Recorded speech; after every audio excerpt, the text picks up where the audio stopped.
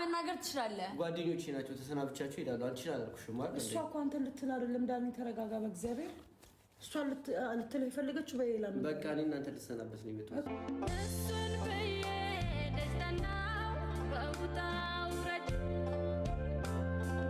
ታምኜለት የኔ ያልኩት መርጧል እሱን መንገድ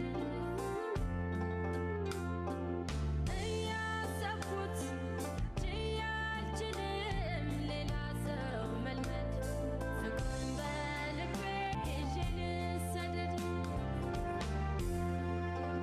ማን ያውቃል እንደ እርግቢቱ በጉዞ ለእውነት ቢሄዱ በድንገት ከመንገድ ቀርተው አይጠፉም የሚዋደዱ ባሉበት። ሰላም ፋሚሊዎች እንዴት ናችሁ? ደህና ናችሁ? እኛ በጣም ደህና ነን፣ እግዚአብሔር ይመስገን። በያላችሁበት ሁላችሁም ሰላማችሁ ብዝት ሲበልልን። እንግዲህ ዛሬ ፋሚሊዎቻችን አንድ ኬክ ከሆነ ቦታ ተጋብዘናል። ለምን በዓልን እኛስ በዓል ለምን አናስመስለውም ሀገራችን ላይ ብለን እንግዲህ ፋሚሊዎቻችን ይህንን ኬክ እንደምታዩት እዚህ ጋር የሚያምር ኬክ ማለት ነው። ባይዘው የዱባይ ኬክ በጣም ያምራልና በጣም ወደነዋል ኬካቸውን። ያው አሳይልኝ ይኸውላችሁ ፋሚሊዎች እና እንግዲህ የሆነ ሰው ግብዣ አድርጎልን ነው ይሄንን ኬክ የሆነ ሰው ቤት ነን ያለነውም ደግሞ እንግዳ ቤት ነው። ምሳውን ሳንቀር ከዛም ባለፈ ምን ሆነብሽ ነው?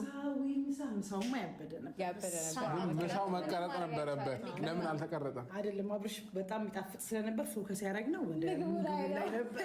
እስከዛሬ ድረስ ብዙ ቤት ሄደናል፣ እንግዲህ ብዙ ቤት አይተናል። ግን ደግሞ እንደዚህ ቤት አቀባበል የተደረገልን እንደዚህ ቤት የወደድ ነው ቤት የለም። ከልብ እናመሰግናለን። እሱን እንመጣበታለን።